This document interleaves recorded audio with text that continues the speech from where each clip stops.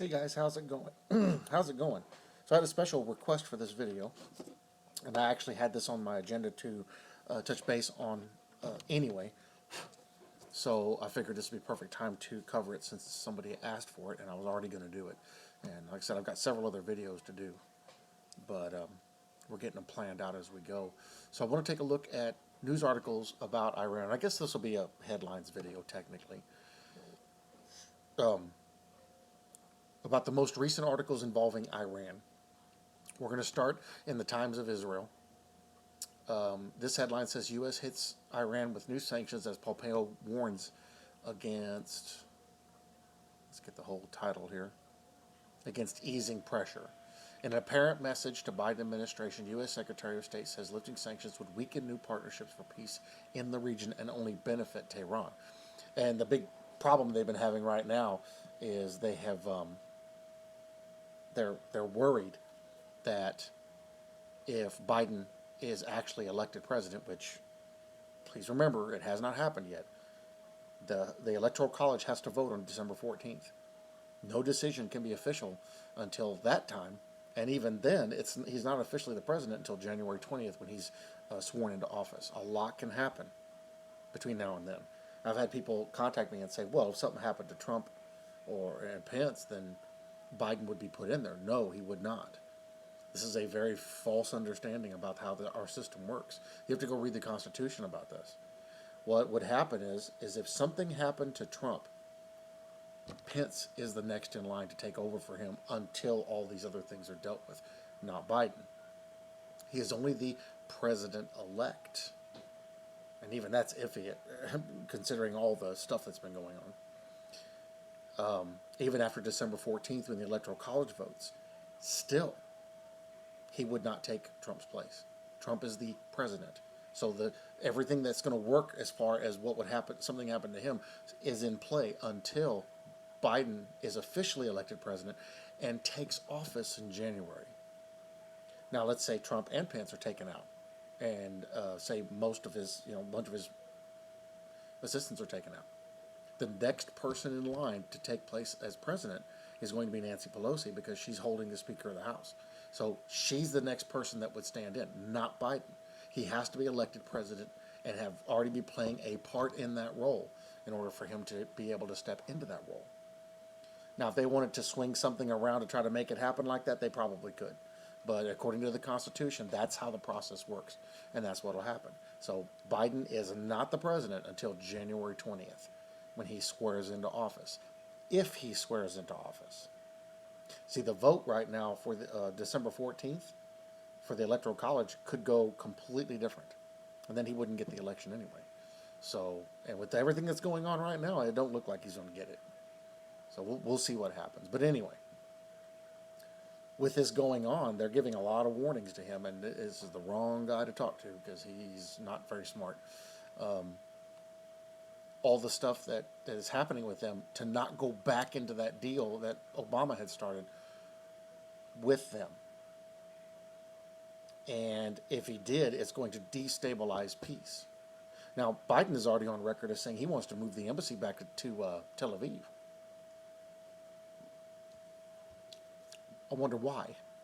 Oh, I don't know, maybe because they're probably planning on taking out Jerusalem? Probably. See, you have to understand how this stuff works.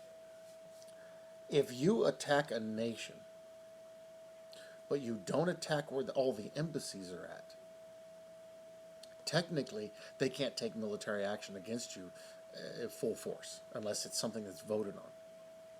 Now, let's say all the embassies were still in Tel Aviv. Let's say Iran hits Tel Aviv with a major strike. That's direct act of war, and all the countries that are in there that have their embassies in Tel Aviv would respond. By law, by all the laws, they have to come together and they have to respond with military action against them. It's instantaneous. There's no voting on it. However, you hit the cities outside of where the embassies are at. That's why all the embassies are in one place. You said they hit the cities outside there. That's not an official act of war because you're not attacking sovereign territory that belongs to other countries. See, once you establish an embassy in a state or a city or in a country, Whatever property you own that that embassy sits on, that becomes that nation's property. It's sovereign territory. That's why I can't walk into a Jewish embassy or China embassy or anything like that here, because that's not American territory. That's considered their territory on that ground. And all their laws abide there. It's a big problem. And right now, most of the embassies are in Jerusalem. Well, if they decided they wanted to hit Jerusalem, which is the center of all things Israel, that would be a direct act of war on every country that has an embassy there if they attack that city. Right now, they can't attack that city because all the embassies are there. So it messed up their plans. They want them to go back to Tel Aviv. That way they can hit Israel and not be a direct act of war against however many countries have an embassy there. It's a crazy, completely unnecessarily complicated process. But everybody's on edge right now because Iran is like, forget this, forget all you guys. We're going to do what we want to do. You're going to see that in the next few articles we look at. So he doesn't want to ease up on the sanctions.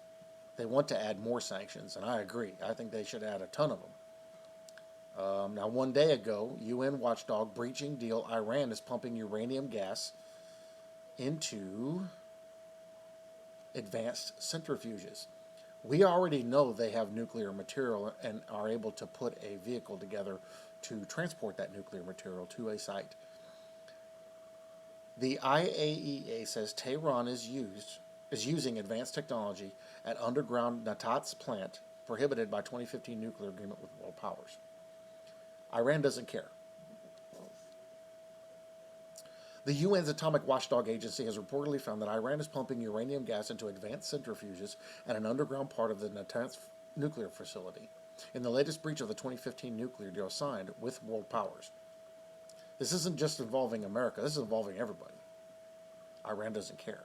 You're going to see how this is going to play into biblical prophecy here in a minute, because there's a particular prophecy in Daniel's book that I see that this plays a direct role in.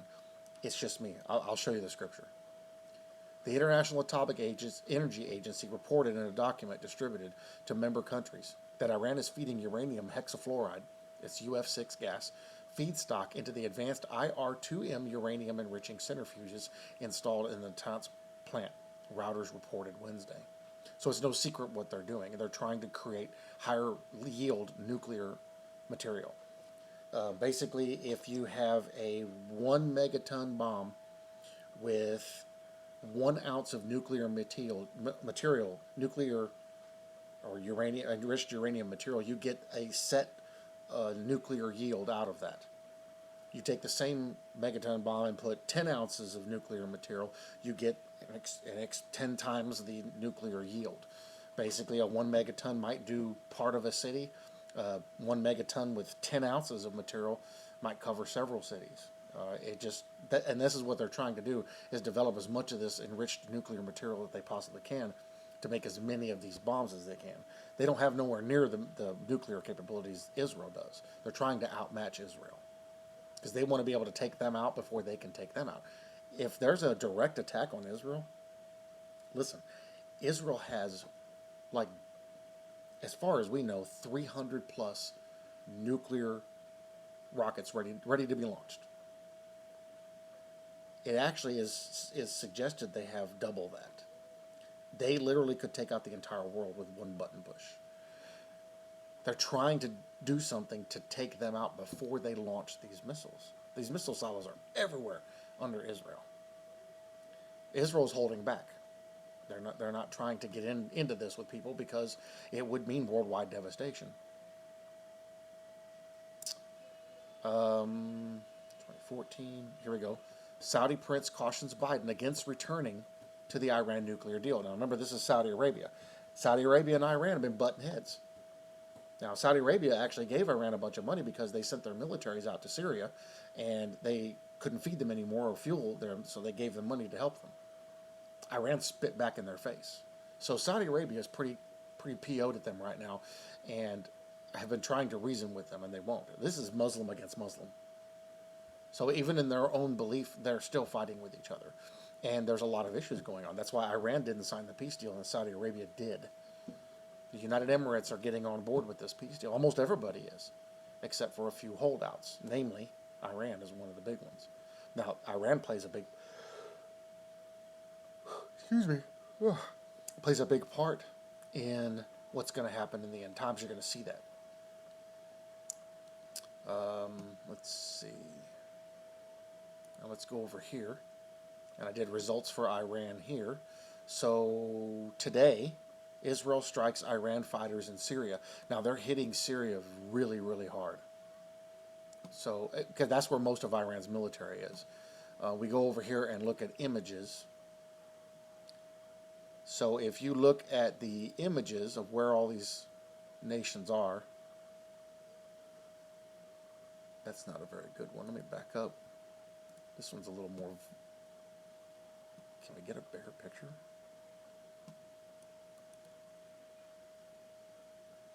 Bigger? Hello? Zoom in?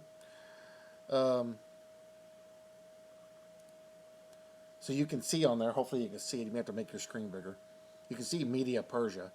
That's all Iran. There's Syria over to the left, and there's Turkey and all that up there. All this is Armenia.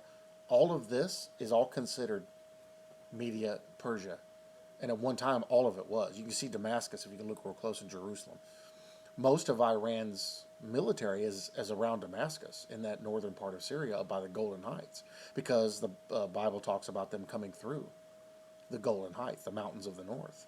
That's the only mountains of the north is the Golden Heights. It's a hotly contested area. In fact, they just took out a bomb up there. They had planted, found it with a drone, and went up there with a bulldozer and scooped it up and took it out. So there's a lot of stuff going on right there. You can see Babylon. That's Iraq right down there.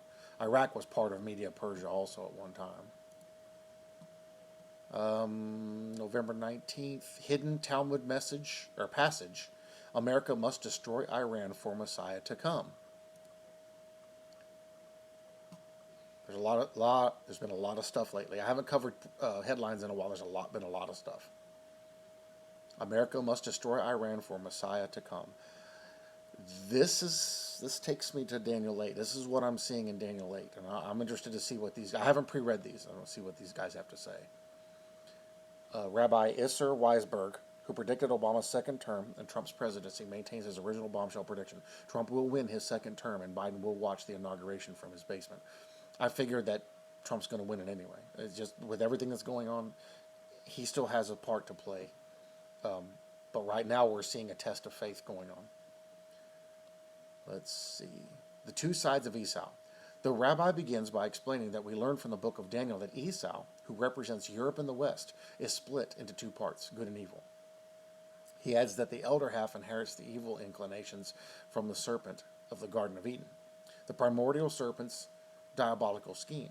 In a recent video lecture, the rabbi also states that the coronavirus is a primordial serpent's diabolical scheme to reverse the economic growth that America was experiencing under Trump's leadership, and that Trump haters are being convinced that the president is anti-Semitic and bad for America in the same manner that the snake deceptively conceived Eve in the garden.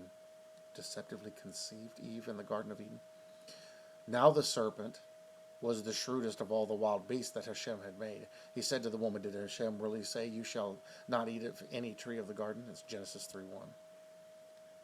Why New York and New Jersey? He thinks that the reason that the states New York and New Jersey were hit the hardest because it boasts the highest concentration of Trump-loving Jews.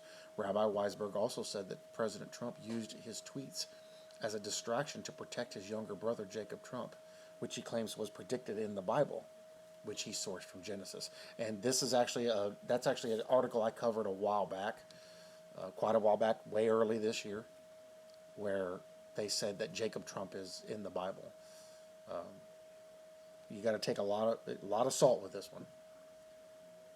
And Hashem answered her, 2 nations are in your womb, 2 separate peoples shall issue from your body. 1 people shall be mightier than the other, and the older shall serve the younger. Is Gog and Magog behind us? No, it hasn't happened yet. We're close to it. He goes on to claim that the assault of Gog and Magog against Israel was manifested in President Obama's notorious UN Security Council resolution. It concerns the Israeli settlements in Palestinian territories occupied since 1967, including East Jerusalem. The rabbi explains that this resolution was the assault on Jerusalem that was discussed in Zechariah. Now, keep in mind, there's many different people. This is only one rabbi. There's many different rabbis seeing many different things and seeing different passages in different ways in these prophecies. I'm going to skip past most of that because a lot of this stuff is conjecture, and we don't want to get into conjecture if we can help it. Israel warns Biden, don't rejoin the Iran nuclear deal. Yesterday, Israel kills 3 Iran-backed soldiers after IEDs are found on the northern border. That was actually a pretty rough fight they had. Iran holds data of Israeli companies hostage, extorts ransom for its return. That was earlier this week. Israel assassinated al-Qaeda's number 2 man on FBI's most wanted list inside Iran. That was on the 15th. So you see how all of a sudden Iran is really making the news. Iran is trying to destroy the peace agreements after the U.S. election. Iran moved their centrifuges underground. 3 reasons to expect. See where the jet is? To expect a potential U.S.-Israeli strike on Iran in December. There's actually a high probability of this. Now, we're going to get into the prophecy that I think pertains directly to this here in a minute. The passage is quoted from Ezekiel 38:2. O mortal, turn your face toward Gog in the land of Magog, the chief prince of Meshech and Tubal. It's no secret that tensions between Washington and Tehran have been tense since Trump's inauguration in 2016. Recent developments indicate that a potential joint Israel-U.S. strike on Iran's nuclear facilities could be closer than we realize. Now listen, they're not going to roll into that country on the ground. It's going to be an airstrike. This is key to understanding something in Daniel 8. They're not just going to walk in this country. It'll be a slaughter. They're going to go in through air. That's the first way you soften your enemy up with an airstrike. Why Trump terminated Esper. There's actually a lot of reasons why he did. I covered this. U.S. President Donald Trump has fired his Defense Secretary Mark Esper earlier this week, and while many speculate that the reason is because Esper was at odds with his boss over deploying U.S. troops into cities during violent Black Lives Matter protests, there could have been another reason for the move that many seem to be overlooking. Alyssa Slotkin, an ex-Obama administration official at the Defense Department, spoke about Esper's termination, saying that, quote, there would only be a few reasons to fire a Secretary of Defense with 72 days left in an administration. One of those was because the president wants to take actions that he believes his Secretary of Defense would refuse to take. She then described that scenario as alarming. Well, you guys remember I did that video talking about that article where he had fired Esper because they were going to go over and they were going to hit these server rooms in these other countries, and he didn't want him to step in, probably because he wasn't agreeing with it, didn't want him to step in and mess something up. That's why he did that, because it was right before they made those moves in Germany and Spain. There's a lot going on here, guys. There's a whole lot going on here. It's impossible to cover it all. Other disagreements Esper had with his boss. What actions could she be referring to, aside from disputing Trump on troop deployments into U.S. cities? Esper also contradicted Trump on Iran and the assassination of top IRGC General Qasem Soleimani. That was whenever they had the attacks here a couple of months ago on the U.S. Embassy in Iraq. Just 2 days ago, they did another one. Heavy attack. Walking back some of the Commander-in-Chief's statements, but that's not all. The New York Times reported that Defense Department officials have privately expressed worries that the president might initiate operations, whether overt or secret, against Iran or other adversaries during his last days in office. This is very important. Please keep this in mind. To me, this has everything to do with Daniel 8. His replacement is more hawkish on Iran. Trump then appointed Esper's replacement, Christopher Miller, the director of the National Counterterrorism Center. Officials claim that Miller was a driving force in some of Trump's policies against Iran and its terror proxy, Hezbollah. He was also a catalyst for anti-terror efforts in both Syria and Iraq, which currently there is fighting right now. Former top security officials speak out, and although those officials remain anonymous, former National Security Advisor H.R. McMaster went on record saying that it is a possibility Israel will strike Iran's nuclear sites before Trump leaves office. Now, you guys remember, we now are a major player and instigator in the peace deal. We had to join with Israel in this peace deal in order to fulfill it. So if anybody comes against Israel, that is now a direct attack to the U.S. and all other partners in this peace deal. That includes Libya, that includes Saudi Arabia, that includes all these other countries. The Sudan. Sudan plays a part in end times too. Finally, Secretary of State Mike Pompeo has planned an upcoming visit to Israel. I just saw that article, where he will meet with, he's over there now actually, where he will meet with Israeli Prime Minister Netanyahu to discuss joint efforts to address Iran's malign activities. According to Israel's Walla military reporter Avi Bobat, Pompeo's visit appears to be a last-ditch effort to move against Iran, adding that IDF sources report that the Israeli military commander-in-chief Aviv Kochavi is extremely concerned about the prospect of a Biden administration. He is then scheduled to meet with Crown Prince Mohammed bin Zayed to discuss security cooperation and regional issues. Pompeo is also set to visit Qatar, that's the United Emirates, where he will discuss bilateral and regional issues, including the importance of Gulf unity. So they're trying to get everybody on board to back them up when they do this. It's going to be bad. It will be the single. This attack would be probably almost on par with Hiroshima. And that was only one bomb. This one thing, because it's not going to just involve Iran. Remember, their military is in Syria. So is Turkey's military. So is Russia's military. All of them are also in Turkey. They're also in northern Iraq. So there's a lot going on here. The one thing that can unite Gulf states, and if there's anything that the Gulf can unite around, it is their opposition to Iran, is demonstrated in the annual Gulf Cooperation Council Summit, where GCC member states were in agreement that the greatest threat to the region was Iran. The speculation surrounding an imminent strike on Iran's nuclear facilities could be compounded by a report published in September by the Institute for Science and International Security. Quote, Iran's estimated breakout time as of late September 2020 is as short as 3.5 months. Biblical number, prophetic number, yes. 3.5 months from September is late December, early January, just before the time when President Trump or former VP Biden's inauguration takes place. We are in such this last little bit of time, there's so much happening right now, so much about to happen.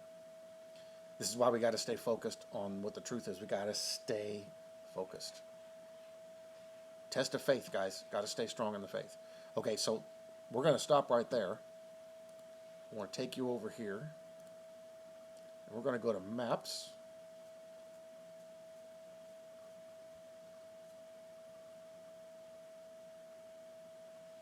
Okay. Now, I'm going to set up the scenario here. So you see Libya, Egypt, Saudi Arabia, Oman, all these places all down here. The UAE, these are all people that are allied with the peace deal with Israel, which is right up here, right in the middle of the map. You see Damascus there, and Jordan and Amman. Jerusalem's in there somewhere.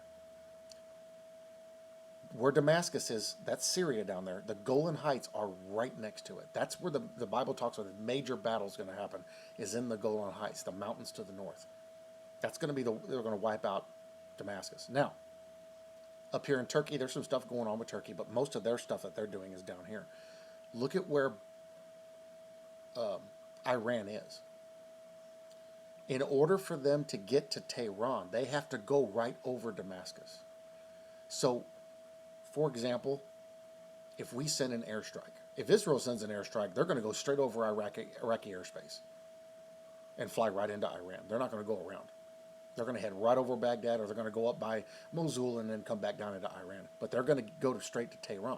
Now, if we send an airstrike, we're going to come in over Libya and Egypt, Tunisia, all partners.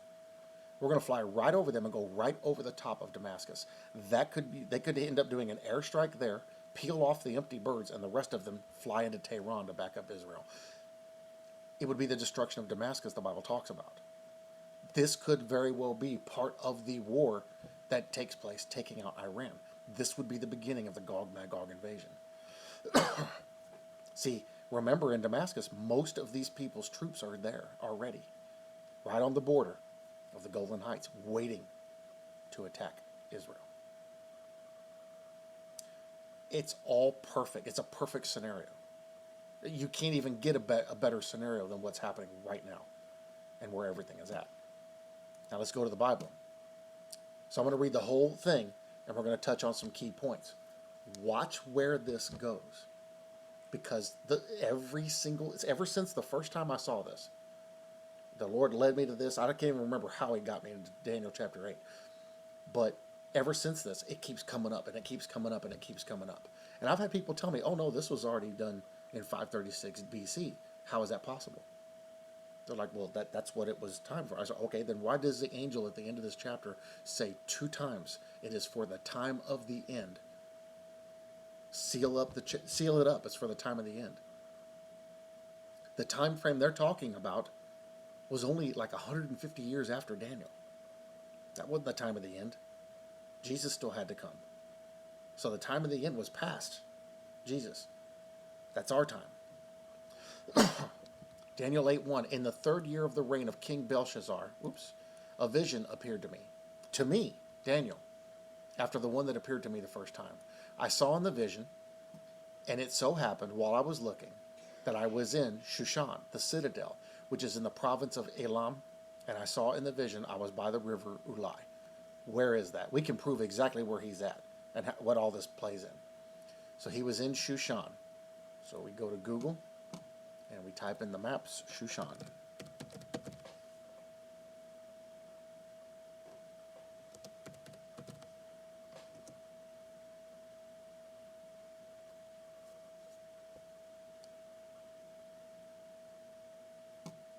Let me close that and back out so you can see where we're at. So Shushan is right over here, just outside of the eastern border of Iraq. Oh, it's on the western side of Iran. It's south of Tehran, right there above Avaz. Now let's go back into the scriptures. The citadel in Iran. Let's go look that up.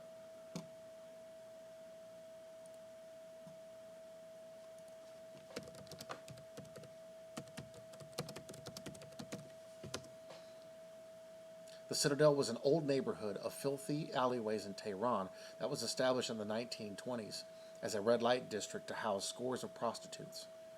That was the 1900s. Iran's forgotten red light district. Images of the citadel in Iran. There's the citadel. This is where Daniel was. He's probably being held prisoner here. It's still there.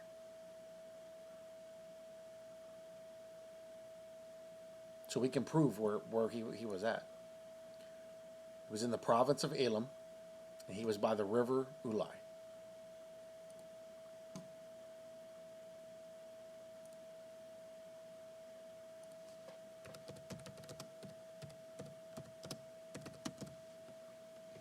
Oops, I spelled that way wrong.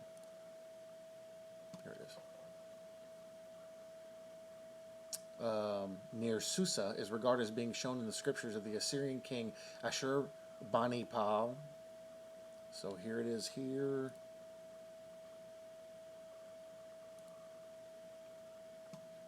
There's the river Ulai right there. So we go back to the map. Move this over here. Zoom in. The river Ulai is right down here.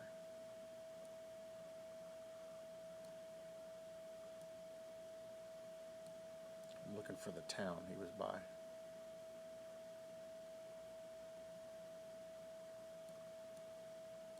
Looks like it's down here by Basra.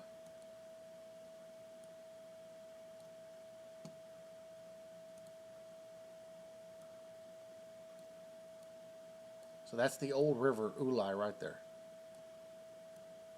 That's where Daniel was. Let's see if we can find the citadel.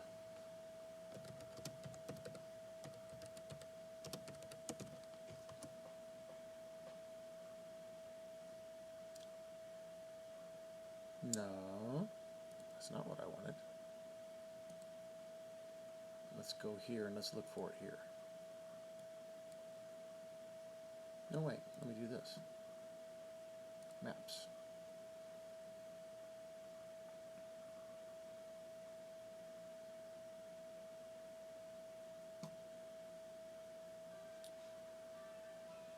Okay, where is it at?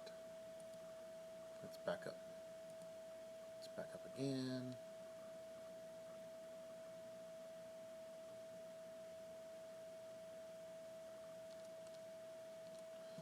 Okay, let's Google it. Or Bing it. Where is the citadel? Whoops. In Iran. The Arg of Karim Khan, Persian. Located in downtown Shiraz, Iran. That's where the citadel is. Okay. Shiraz, Iran. Let's go back here.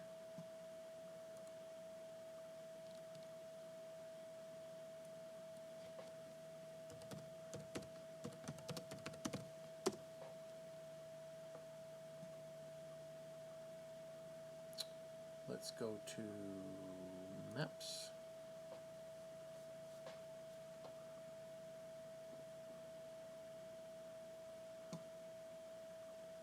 Pretty place. Okay, let's back out and see where we're at.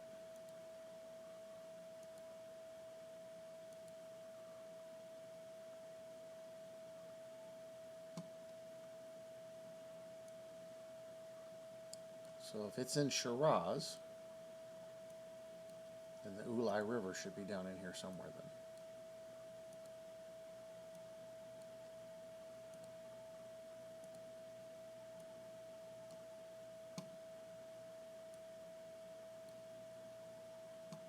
Got some gardens in there. I wonder if that's where the hanging gardens were.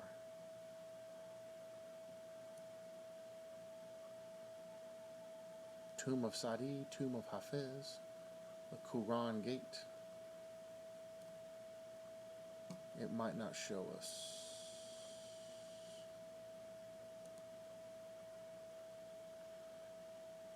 Yeah, it's not going to show us. It's not going to show us. Doesn't look like it. I'd have to dig a whole bunch more. I don't want to go too much into that, but so it's easy to Google this stuff and see exactly where he was at. He was in Iran. Then I lifted up my eyes, verse 3, and saw, and there, standing beside the river, was a ram which had 2 horns. And the 2 horns were high, but one was higher than the other, and the higher one came up last. Now, the horns are representative of leaders. It's throughout the Bible. Leaders, kings, rulers. It's always representative of rulers. Even when you read in the book of Revelation about the beasts, the 7 heads and 10 horns, the 10 horns are 10 rulers, 10 kings. The book of Revelation even says that that's the interpretation of it. An angel gives John the interpretation.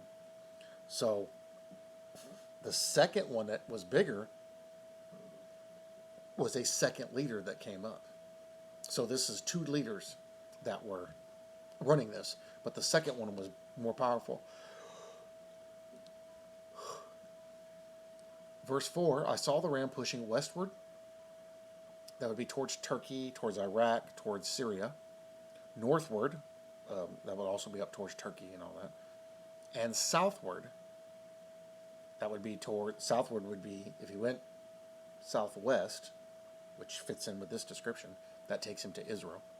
So that no animal could withstand him, nor was there any that could deliver from his hand. But he did according to his will and became great.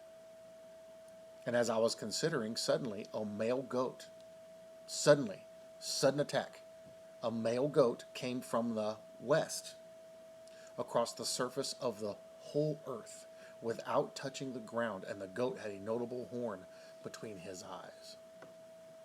What does that sound like that's talking about to you? came across the surface of the whole earth. That means it's big.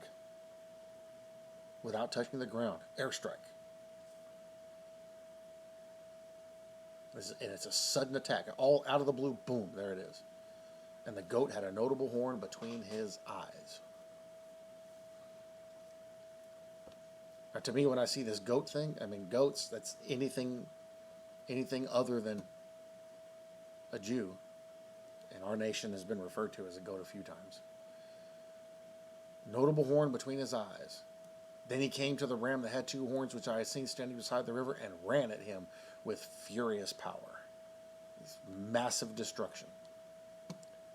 And I saw him confronting the ram. He was moved with rage against him, attacked the ram, and broke his two horns. So when I read this sounds to me like something really bad happened. They did something very stupid. Probably going to be Iran's going to try something. There was no power in the ram to withstand him, but he cast him down to the ground and trampled him, and there was no one that could deliver the ram from his hand. Certainly this is not Israel that's doing this. They're never referred to as a goat. And it was one horn. Now, there's more here. There's more to this. We're going to get into it. So whoever this goat is a major world power coming across the entire earth, not touching the ground, airstrike, wiping out Iran.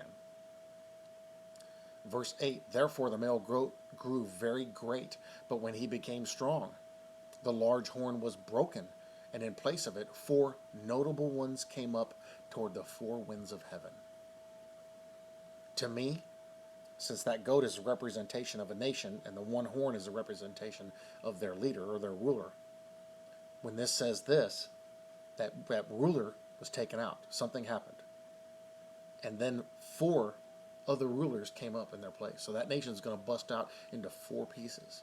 Now, if this is America, this is referring to America, we see the future of America, which actually kind of fits what we've already been seeing. But this gets even more elaborate, and this is the part that really shocks people and makes people think that this isn't what this is talking about. Verse 9, and out of one of them, one of those horns, came a little horn. So out of one of those, which means out of one of those nations, those 4 nations, made from one nation. We're going to see the interpretation here in a minute. Came a little horn which grew exceedingly great toward the south, toward the east, and toward the glorious land. The glorious land is Israel. Toward the south, if it's us, it's Mexico. And toward the east is towards there. And it grew to the host of heaven. And it cast down some of the host and some of the stars to the ground and trampled them. Who does that sound like? We've heard that before. And his tail drew a third of the stars. Verse 11, he even exalted himself as high as the prince of the host. And by him the daily sacrifices were taken away, and the place of his sanctuary was cast down. That's Antichrist. That's the Antichrist.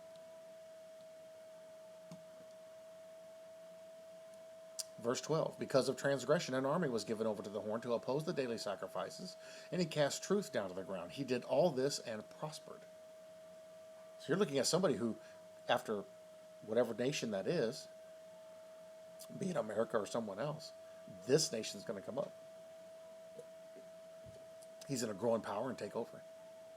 Then I heard a holy one speaking, and another holy one said to that certain one who was speaking, how long will the vision be concerning the daily sacrifices and the transgression of desolation? The transgression of desolation? What would that be? What's going to happen in the temple? How long will the vision be concerning the daily sacrifices and the transgression of desolation, the giving of both the sanctuary and the host to be trampled underfoot? I offer you this. Because a lot of people, when they read this, say, well, the daily sacrifices, the Jews are going to get back into sacrificing again.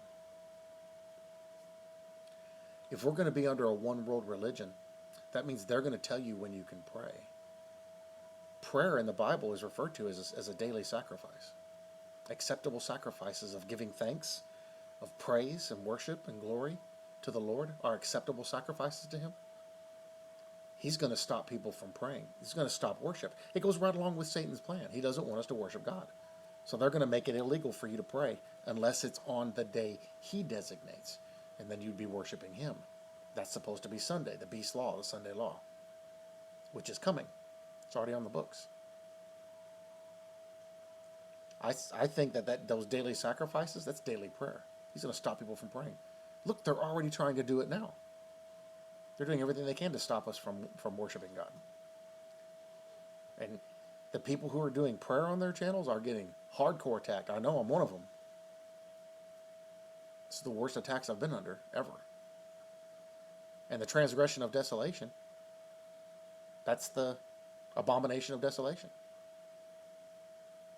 The giving of both the sanctuary and the host to be trampled underfoot. Listen to this. And he said to me, for 2,300 days, then the sanctuary will be cleansed. Why is the sanctuary going to be cleansed? Be the end of the tribulation. Now, think about this. When you do the math for 2,300 days, that's like 6.3 years. So all this stuff is going to kick off about 6 to 9 months into the tribulation. And then the rest of that time is going to be all this, and then the sanctuary will be cleansed. He's giving us a really, really good time frame for how all this stuff is going to unfold. It's going to happen fast. To me, that's amazing. And there's more here. I haven't even begun to touch on this yet. There's a lot more here, because this ties directly to the book of Revelation. The interpretation of the vision. Verse 15. Then it happened, when I, Daniel, had seen the vision and was seeking the meaning. Then suddenly there stood before me one having the appearance of a man.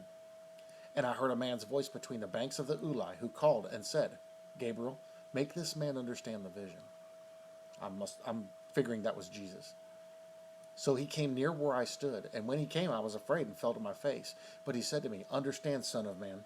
Listen, this is the first mention, that the vision refers to the time of the end. Here's the first mention. Now, I've had a bunch of people, the first time I came out with this, and people were like, no, you're wrong, completely misunderstood, you don't know what you're talking about, this has already happened. I don't believe in any way, shape, or form this has already happened. Namely, because of the two different times it's spoken clearly that is for the time of the end. Well, that wasn't the end in 500 BC. It wasn't the end in 2,000 years ago. We're there now.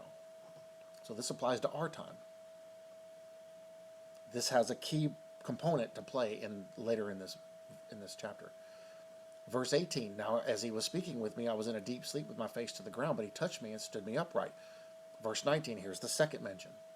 And he said, look, I am making known to you what shall happen in the latter time of the indignation, for at the appointed time the end shall be. That's tribulation, guys. The latter time of the indignation. That's tribulation.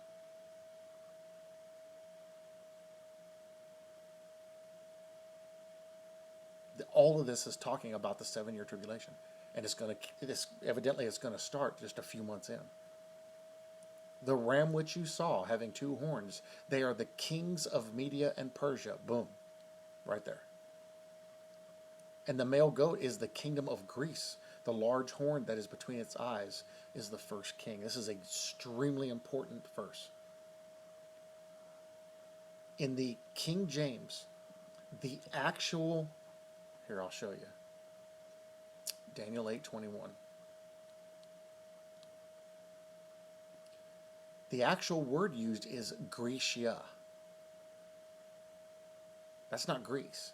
And this is where a lot of us make the mistake. Now look in the original language. Verse 21. Grecia, Yavan, probably from the same as H3196. Effervescing, that is hot and active, Havan, the name of a son of Joktan, and of the race, Ionians, that is Greeks, descended from him, with their territory, also of a place in Arabia. It's not specifically mentioning Greece. It's mentioning other areas. It's territories. Now, look at what we have with our architecture. All of our architecture in our major cities, and especially up in Washington and all that, all Greco-Roman, all Greece and Roman architecture, every bit of it. Our government is based, the way we do our government is based on Greco-Roman government. Everything that we do is based on Greco-Roman. Our calendar is Greco-Roman calendar. All of this stuff. And when I saw this, because I was digging in there, I was like, wait a minute, Greece is nothing. You go look at the nation of Greece right now, Greece is not going to attack Iran at all. How can they come across the face of the whole earth when they're only one country away, 2 countries away? It didn't make sense. When I found this, it's like, wait a minute. That's not talking about Greece as a nation. It's talking about something else completely. Now, H3196, if you look at that, that's Yah again, from an unused root meaning to effervesce, wine as fermented, by implication, intoxication, banqueting, wine bibber. That's interesting that it's probably from the same as that. Drunk on power, maybe? I don't know. Could be. But how interesting that in the original language, it's not talking about Greece. Actually, more specifically, it's talking about a place in Arabia, or a part of it. I find that interesting. Okay. And the male goat, verse 21, is the kingdom of Greece. The large horn that is between its eyes is the first king. Every nation on this planet at some point has had a king in their history. It may have been 1,000 years ago. It may have been several thousand years ago. In some places 500 years ago. But every nation, there was a king at some point, except for one. I have searched and searched, and I've only found one nation that has never had a king, and that is America. Now, is that what this is referring to? I don't know. But here's where my line of thinking went. If he's talking about it being it's the first king, let's go look and see who has never had a king, and that'll narrow our search down as to who this is. It's only America. Every other nation at some point in their history has had a king. Now, people can say, like my wife said, she goes, well, England used to be over us. We chased the Brits out, and they had a king. He said, yeah, but this wasn't established as their territory. They were merely occupying and trying to do it, and the settlers that came in got tired of their stuff and chased them out. We've never been under a king. But as soon as we chased them out, we started our own nation and immediately went to presidents. Never a king. Think about it. Now, you do a Google search, and all you find as America's first king is all about Trump.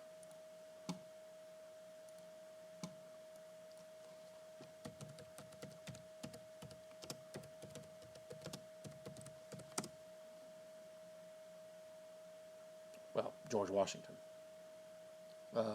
had reluctantly agreed to be crowned as the first king of the United States of America. So we did have a king. But he wasn't a king, he was a president.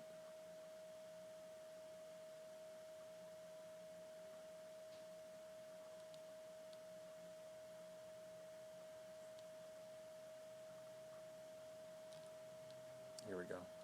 The case for making Donald Trump America's first king.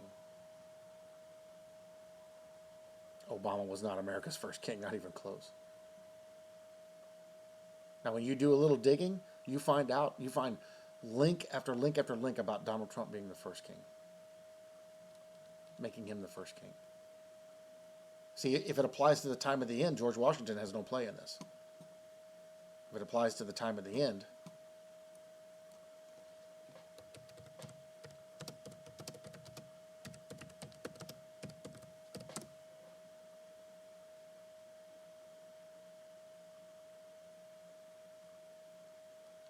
first king, first king, first king. Even Jimmy Kimmel, first king.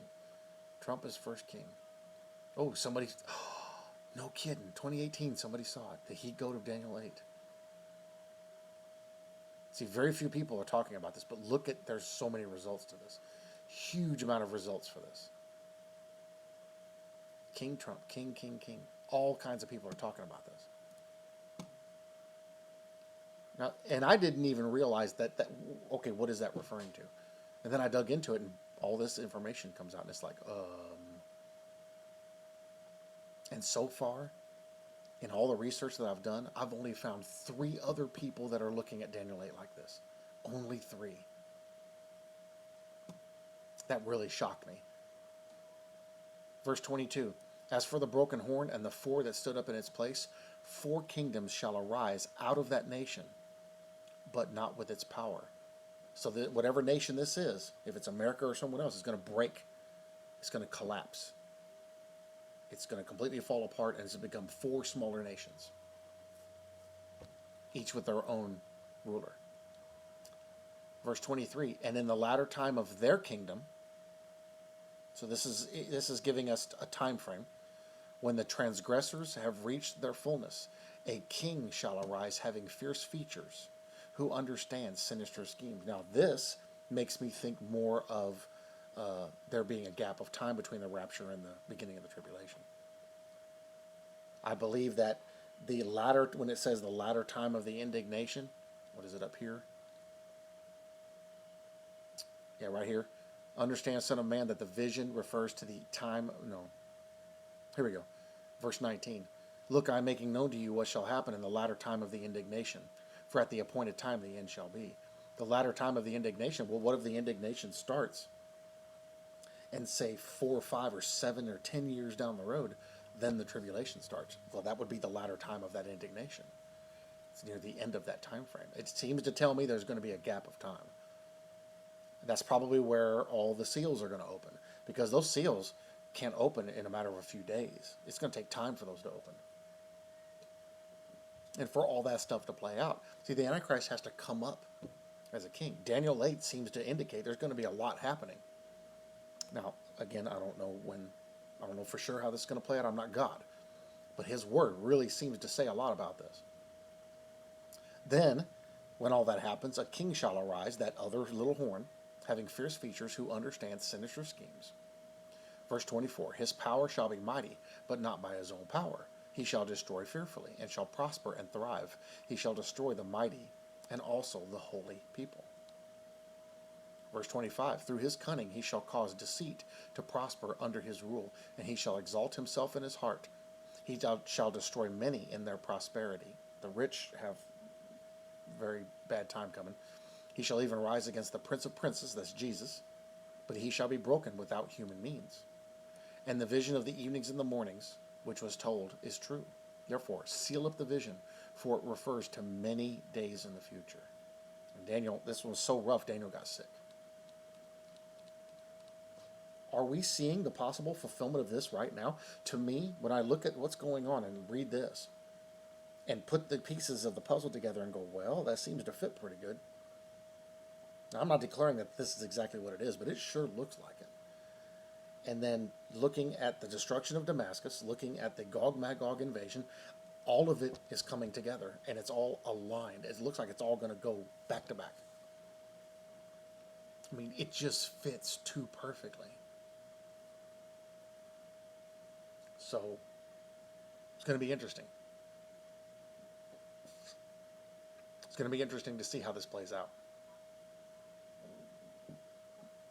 It's going to be interesting to see what happens in the next couple of weeks. I think there's an extremely high probability that we're going to end up in some sort of conflict. I mean, we're already in one now. But like just a couple of days ago, when they had the announcement come out that they were going to lower troop counts to 2,500 in certain countries, it was within a few hours Iran attacked our embassy in Iraq again. Now, what the response was, I don't know. But right now, everybody's really, really upset.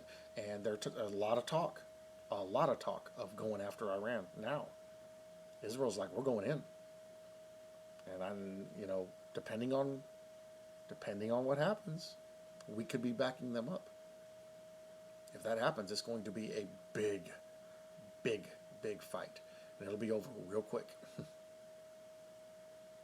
See, think about if we launch an airstrike, we can get there real quick. They're going to know eventually, they're going to figure out that it's coming. What are they going to do? They're going to call ahead to their troops and go, all right, roll in on the Golden Heights, man, start tearing them up. They're going to come take us out, or we're going to get as much in as we can. And that's what they're going to do. So Israel is going to be fighting on their northern border. We're going to send an airstrike. We're going to take them out.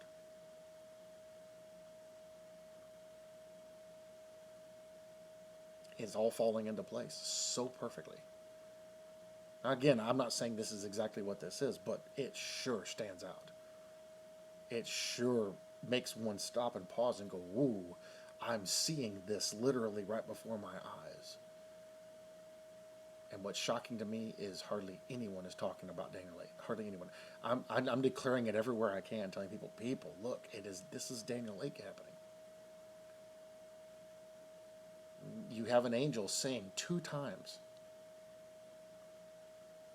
latter time of the indignation, time of the end. We're in the time of the end.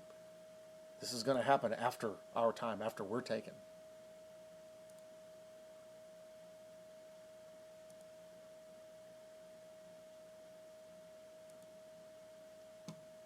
So,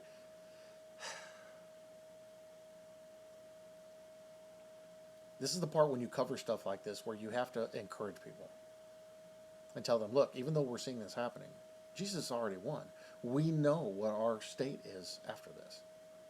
Now, you also have to settle it in your hearts and be aware that there could be an opportunity that if something like this does kick off, and if Trump is that great horn and we are the goat, and we're taken out and our country collapses, they could come for us. They could. Then again, the country may collapse because so many people are taken. The rapture of the church happens. Maybe that horn crumbles because his government crumbles, because he's taken. We don't know.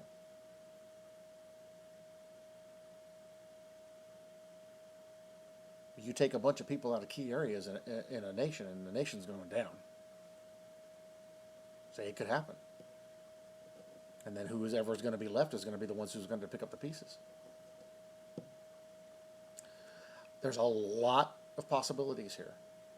One thing we do know is through the examples given to us in the Old Testament is that God uses his creation to serve his will. And what we're seeing is a fulfillment of Bible prophecy by him using his creation. So if that's the case, then all of this and what's happening right now makes perfect sense and matches. It goes together. And I am impressed at how the book of Daniel is opening up the way it is, but I'm worried for people because they're not digging deeper into the truths of the Bible and looking for that encouragement of knowing, okay, I can see what's about to happen. There's nothing on this world that can possibly bother me. Let's step into another example on that note. The COVID vaccine. First, let's talk about some facts. Number one, COVID has a 99% survivability rate. Actually, it's just a hair higher than 99.4%. You have a 0.6% chance of dying from COVID. I know the numbers they put out make it sound horrible, but it's just not that bad. More people die from emphysema. You have a greater chance of dying from the common flu than from COVID. The numbers they're putting out are skewed. All these people, they're saying, oh, the mask helps. Okay, how is wearing a piece of t-shirt over your face helping? See, COVID is 0.02 microns big. In order for you to stop it, you need a mask that blocks something that small. So basically, if I walk up to you and I squirt you in the face from 6 feet away with a spray bottle full of water and it goes through your mask, you can get COVID. Because a water molecule is bigger than that.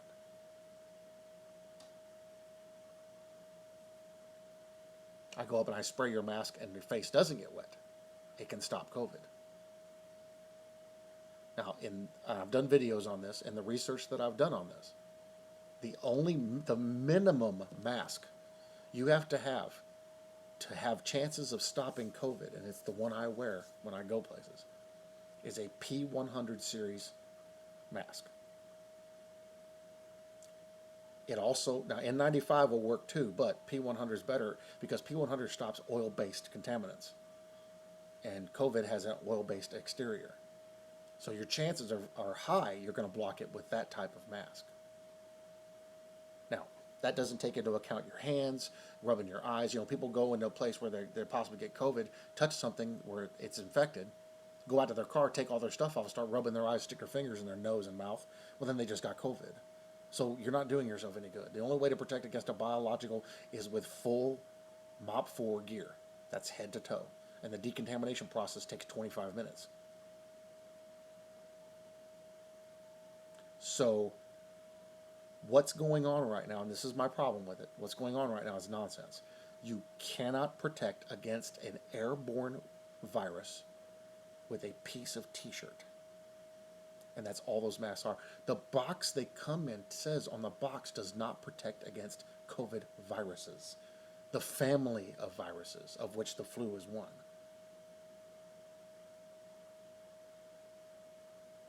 How are you stopping something with a mask that doesn't stop it? You're not. It's lies.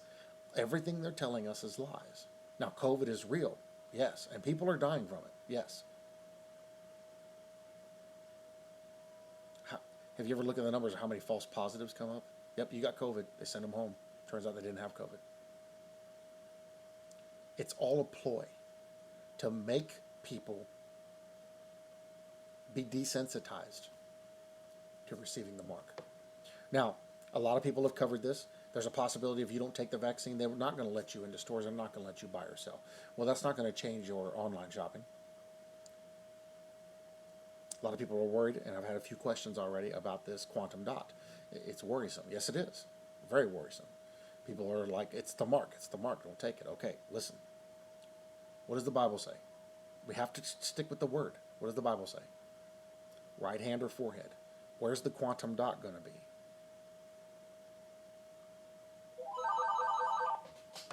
Now, if you get a shot, 1 second, please. Hello. Hi, this is Kate with Senior Services. Where's the, if they give you the shot in the arm, are they going to put the mark on your hand or your forehead?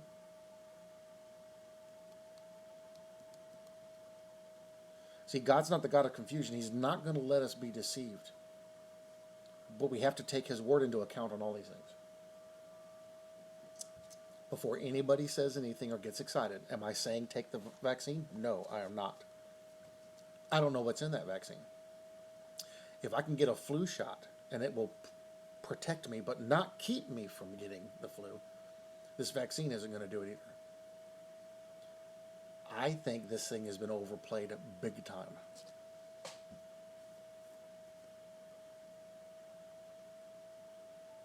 I mean, there are people that are wearing masks. There's some people that they have made some that are made out of fishnet stockings, and they're wearing that as masks, and people are okay with it. How is that stopping COVID? It's not. They're wearing napkins, putting their shirt over their face, wearing bandanas over their face, wearing neck gaiters.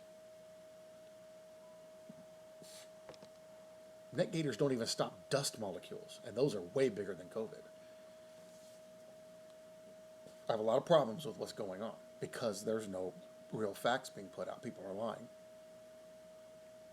A doctor, I just saw an interview with a doctor yesterday. He was like, I don't, everything seems okay with the vaccine. He goes, but there's no need for it because he named off all these medications and these different ways of putting them. Hydroxychloroquine, vitamin D, I take both of those. Several other different ones. He goes, and several of these you put in conjunction with each other, and they work very well against this because when you hear them say coronavirus, you have to ask somebody. If somebody ever tells you, oh man, I want to get coronavirus, which one? What do you mean which one? That's just a family of colds. It's a family of viruses. Which one are you referring to? Well, COVID, okay. How bad is it compared to the other ones? You go look at the numbers and look at how many people died from the other versions of coronavirus. It's shocking. Because the numbers they're giving us, are way off, guys. So you got to take all that into account when you look at this stuff.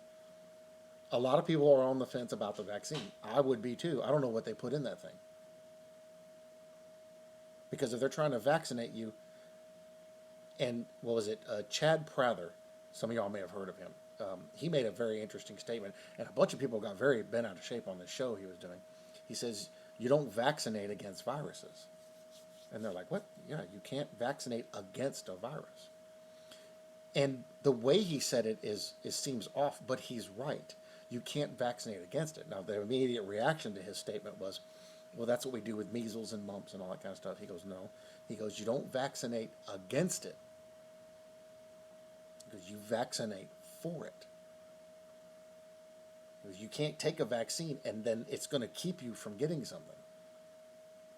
We have to eliminate the disease. And a lot of people are like, right away, people are like, well, what about smallpox?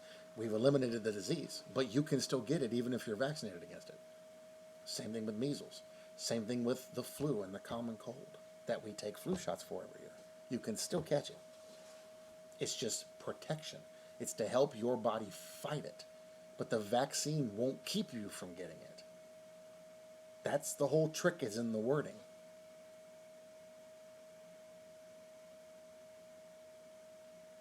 You know, they gave us multiple shots against anthrax.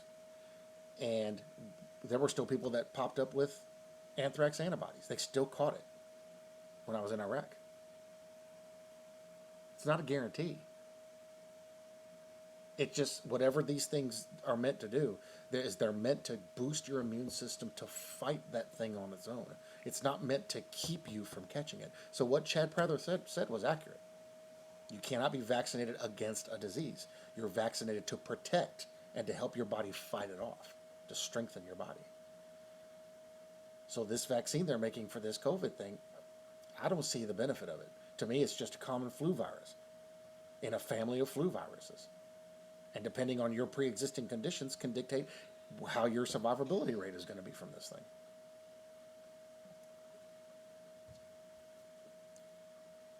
I got so many medications and poisons and junk in my body right now. It would be amazing. I don't get sick because I have so many chemicals in there, and I have an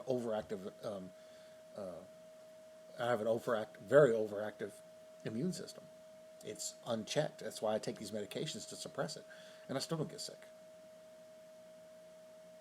If I caught COVID, it would be shocking. But because of my medical condition, if I caught it, it might do some serious damage. I have pre-existing conditions. People without pre-existing conditions. Now, right away, somebody can say, well, but there's people that were healthy that died from it. True. But after the fact, they found out they had pre-existing conditions. A lot of them. And it opened them up to serious infection. It's the secondary infections or the secondary issues that kill you, not COVID. And I talked about this months ago in video. When everybody was getting bent out of shape, I thought, guys, COVID doesn't kill you. It's the secondary issues that kill you. And all the people that have died from this died from secondary issues, not COVID. Most of them died from ARDS. And then everybody was jumping on the bandwagon. Oh, it gives you ARDS. No, you got to go look up what ARDS is, acute respiratory distress syndrome. You can get that from having the sniffles. You can get that from being allergic to oak and pollen. Your allergies is a version of ARDS. But as a people, we've been made ignorant to these things, and we don't look these things up. When you take the time to look at the information, you realize, oh, well, this is completely being blown out of proportion. Exactly. The people that die from this die from complications due to pre-existing conditions. All the old folks, they're old. They have respiratory issues. They have heart issues. That's what they're dying from. They're not dying from COVID. COVID just happened to make it a little bit worse because it weakened them. Hello? Hi, this is Kate. Stop calling me Kate. I'm not interested in you. So, can I say avoid the vaccine? No. You have to make that decision for yourself. Can I say it's okay to take it? Nope. You have to make that decision for yourself. Do your own research. I can't tell you either way. I'm not a scientist. I'm not a, I don't study the viruses and stuff like that. I find enough information to make an informed decision. Will I take it? I don't know. From what I'm looking at right now, probably not. That's just me. See, I don't know what's in it. And the fact that they can't make a test that is accurate, that worries me. If you can't make a test to test for it, how are you going to make a vaccine to protect against it? Doesn't make sense.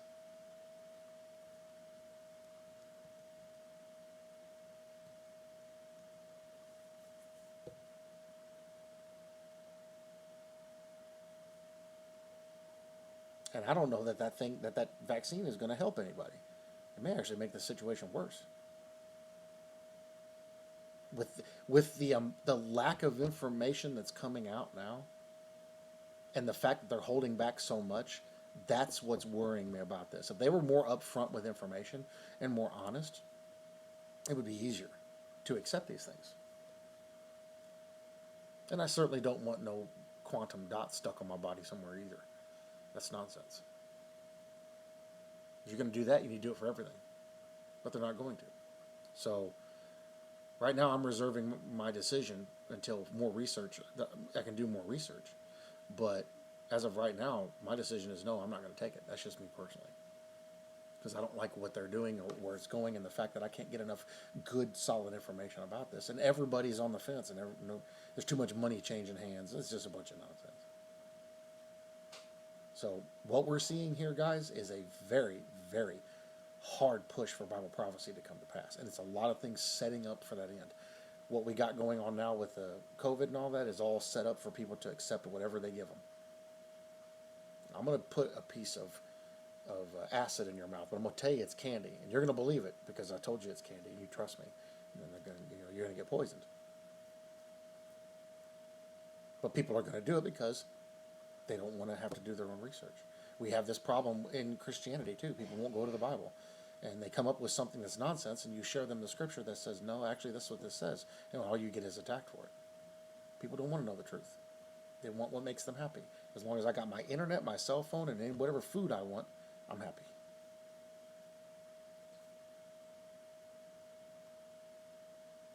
They don't care about anything else. Well, at some point, we've got to stand up for what's right and say, no, I can't do that. You have to, it's the law. No. Like the whole mask thing. It's the law. No, it's not. It's a suggestion. It's not a mandate. It's not. They tell you it's a mandate. You don't have to wear it.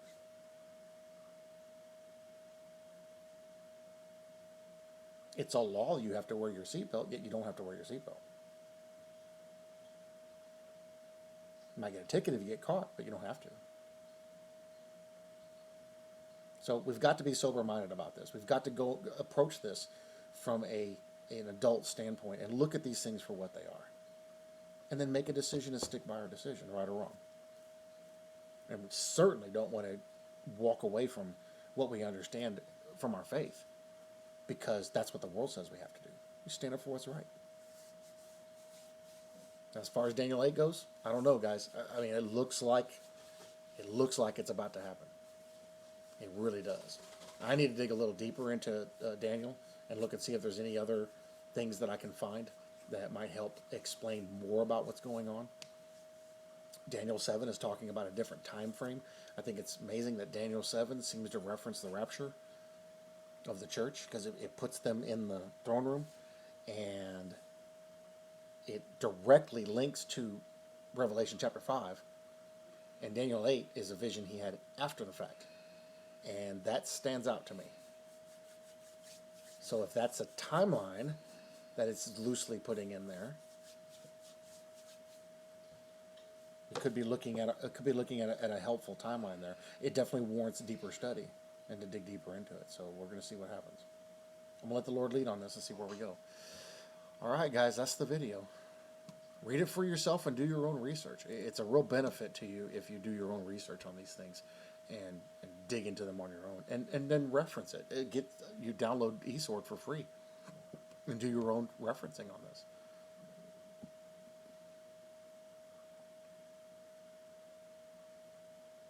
It most certainly is definitely directly related to what we're seeing now. So if that's the case, we know how close we are. All right, love you guys. See you in the next one.